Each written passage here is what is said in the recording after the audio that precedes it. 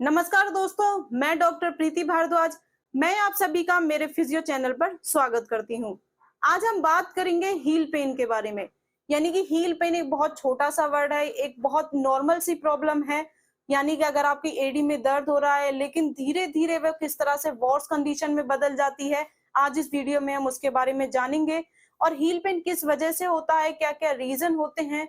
Heal pen एक छोटा सा शब्द है लेकिन इसके पीछे 20 रीजंस होते हैं, यानी 20 डिसीज ऐसी होती हैं जिनकी वजह से आपको हील पेन हो सकता है। तो आज इस वीडियो में हम ब्रीफली उसके बारे में बात करेंगे कि क्या क्या कारण होते हैं जिसकी वजह से आपको हील पेन हो सकता है, और क्या क्या डिसीज है जिसकी वजह से आपको हील पेन जैसा सिम्टम आना स्टार्ट हो जाता है। और इसके साथ साथ ही इसके लिए क्या ट्रीटमेंट कर सकते हैं उसके बारे में आपको बताया जाएगा। तो वीडियो को लास्ट तक जरूर देखें और समझें कि हील पेन के लिए हम क्या क्या प्रिकॉशंस, क्या क्या ट्रीटमेंट कर सकते हैं।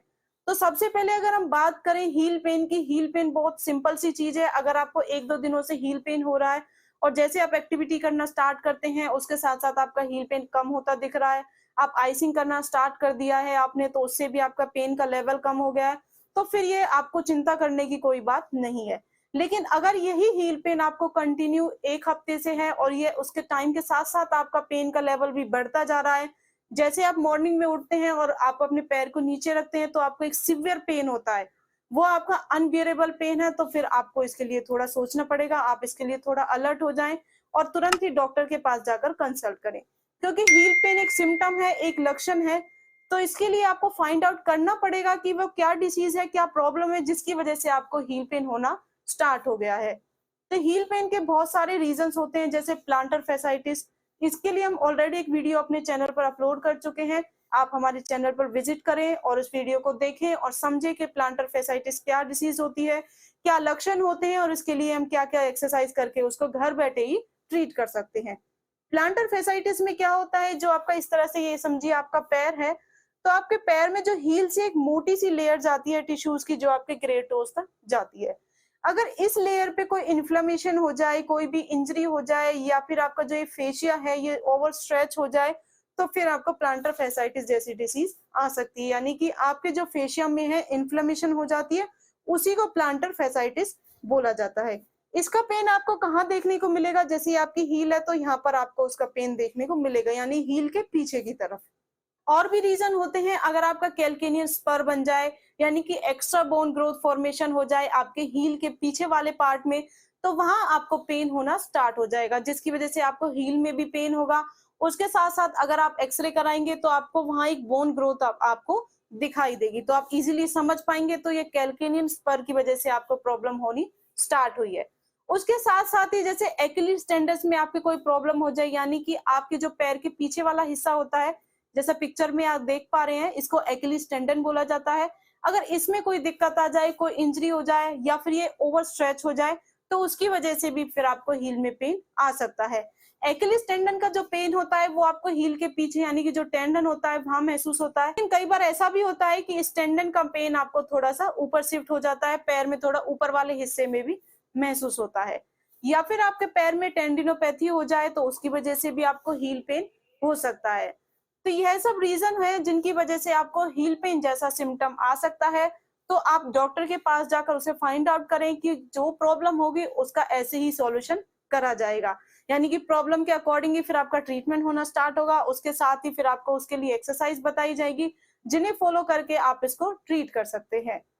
तो अब बात करते हैं कि हील पेन क्यों होता है।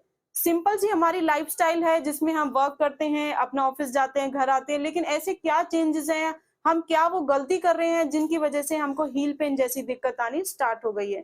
सबसे फर्स्ट आपका रीजन होता है आपका शूज, यानी कि अगर आप गलत शूज पहनना स्टार्ट कर दें, अपने जो फिटिंग का शूज होता है उससे थोड़ा बड़ा या थोड़ा छोटा पहनना शुरू कर दे, तो क्या होता है आपका फेशिया एकदम स्ट्रेच होके रहेगा। कंटिन्यू इस तरह से फेशिया के स्ट्रेच रहने की वजह से क्या होगा, उसमें अब इन्फ्लेमेशन आ जाएगी, और जैसे ही आपके फेशिया में इन्फ्लेमेशन आएगी तो फिर आपको हील पेन होना स्टार्ट हो जाएगा। कुछ पेशेंट में इस तरह का भी देखा जाता है कि अगर उनकी काफ मसल टाइट है, यानी कि जो आपकी गैस्ट्रोनीमियस, आपकी सोलियस मसल होती है, जो आपकी काफ होती है पीछे की तरफ होती है मसल्स, अगर इनमें टाइटनेस है, जैसे आप ऑफिस में बहुत टाइम तक बैठे रहते हैं या फिर आप बहुत टाइम तक खड़े रहते हैं, आप स्ट्रेचिंग एक्सरसाइज नहीं करते हैं, तो कंटिन्यू आपकी ये मसल्स होती है, काफ मसल ओवर स्ट्रेच होने की वजह से फिर क्या करती हैं, आपके फेशिया के ऊपर असर आना शुरू हो जाता है। तो फिर आपके फेशिया में इन्फ्लेमेशन होने की वजह से आपको ये दिक्कत आनी शुरू हो जाती है। इसका और भी रीजन होता है कि ओवरवेट, यानी कि जितना आपका वेट बढ़ेगा इतना ही आपके हील के ऊपर प्रेशर पड़ेगा, और जैसे ही आपके हील के ऊपर प्रेशर पड़ेगा तो फिर आपको हील पेन आना स्टार्ट हो जाएगा। तो इसके लिए आपको क्या करना है, आप ट्राई करें कि अपने वेट को थोड़ा मेंटेन रखें, क्योंकि ओवर वेट होने की वजह से ना ही आपके हील को बल्कि आपके जो नीज होते हैं उनमें भी धीरे धीरे प्रॉब्लम आनी स्टार्ट हो जाएगी, आपके कार्टिलेज घिसना शुरू हो जाएंगे, फिर आपको ओए नी जैसी प्रॉब्लम आ सकती है। आगे इसके बारे में और भी बात करें तो इसका रीजन और भी हो सकता है, जैसे आपका फ्लैट फीट होना, या फिर आपके फुट की जो आर्च होती है वो बहुत ज्यादा होना। अगर आपका फुट फ्लैट होगा इस तरह का तो आपका फेशिया क्या है, वो स्ट्रेच पोजीशन में आ रहा है। या फिर अगर आपकी हील जो होती है, आपकी आर्च होती है बहुत ज्यादा होगी, हाई आर्च वाले पेशेंट भी होते हैं, जैसा पिक्चर में आप क्लियरली देखें और इसको समझे, ये है आपका फ्लैट फीट और दूसरा है आपका हाई आर्च वाला फुट। तो इनकी वजह से भी आपको दिक्कत आ सकती है, आपके फेशिया के ऊपर कंटिन्यू स्ट्रेच रहने की वजह से भी आपको पेन आ सकता है। इसके साथ साथ अगर महिलाओं में बात करें, वो बहुत ज्यादा हाई हील पहनती हैं, तो उनकी वजह से क्या होता है, वो कंटिन्यू इस तरह के जो फुटवियर है उनको पहन के रखती हैं, तो फिर आपके फेशिया के ऊपर असर आता है और धीरे धीरे फिर आपकी जो सिंपल सा पेन है, हील पेन, वो धीरे धीरे वर्स कंडीशन में बदल जाता है। तो ट्राई करें आप ज्यादा हाई हील ना पहने, जो कंफर्टेबल शूज होते हैं जैसे स्पोर्ट शूज होते हैं इनको पहने, लेकिन अगर आपको पहनना भी है तो थोड़े टाइम के लिए पहने, क्योंकि आपका जो पैर है उसमें कंफर्टेबल नहीं हो पाता है, बहुत ज्यादा देर तक प्रेशर पड़ने की वजह से आपके फेशिया में इंजरी भी आ सकती है। तो ये वो रीजन है जिनकी वजह से आपको हील पेन आता है। तो चलिए अब हम बात करते हैं कि अगर हमको हील पेन स्टार्ट हुआ है तो हम किस तरीके से इसको ट्रीट कर सकते हैं। अगर आपको रिसेंट ही हील पेन स्टार्ट हुआ है तो आप क्या करें, सबसे पहले आप रेस्ट करें। रेस्ट एक बेटर ऑप्शन है, आप जैसे ही रेस्ट करेंगे आपके फेशिया को भी रेस्ट मिलेगा, तो धीरे धीरे वो रिकवरी होनी स्टार्ट हो जाएगी। अगर आपको पेन है और आप फिर भी रेस्ट नहीं कर रहे हैं, कंटिन्यू आप चलने का या फिर कुछ और काम करना स्टार्ट कर देंगे, तो फिर फेशिया के ऊपर और ज्यादा असर पड़ेगा, इंजरी भी हो सकती है, तो आपके पेन का लेवल भी बढ़ सकता है। सबसे फर्स्ट है आपको रेस्ट करना है। उसके बाद अगर आपको दिख रहा है कि कई बार ऐसा भी होता है कि आपके पैरों में स्वेलिंग भी आ जाती है पेन की वजह से, तो इस कंडीशन में फिर आप आइसिंग करें। आइसिंग एक बहुत अच्छा ऑप्शन है। आइसिंग करने से क्या होगा, जो आपके स्वेलिंग है उसका लेवल भी कम हो जाएगा, उसके साथ साथ ही आपके पेन में भी आपको काफी आराम मिलेगा। लेकिन आप देख रहे हैं कि इन सब के करने के बाद भी आपका पेन ठीक नहीं हो रहा है, बहुत ज्यादा टाइम हो गया है, 1 हफ्ते से ज्यादा हो गया है, तो आपको तुरंत डॉक्टर के पास जाकर उनको दिखाना चाहिए।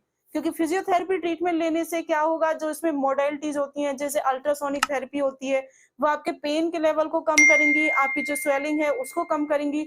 इसके साथ साथ ही इसमें आईएफटी और टेंस का भी यूज किया जाता है, जिन्हें करके आपके जो कंटिन्यू पेन जा रहा है, अनबियरेबल आपको पेन महसूस हो रहा है, उसका पेन भी कम हो जाएगा।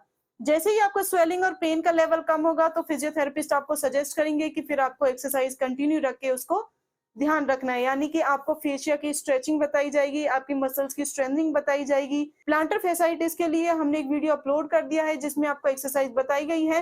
तो जैसे ही आपके पेन का और स्वेलिंग का लेवल आपका कम हो जाए तो फिर आप उस वीडियो को देख के उसमें जो एक्सरसाइज बताई गई है उन्हें फॉलो करके आप घर बैठे ही हील पेन को ठीक कर सकते हैं।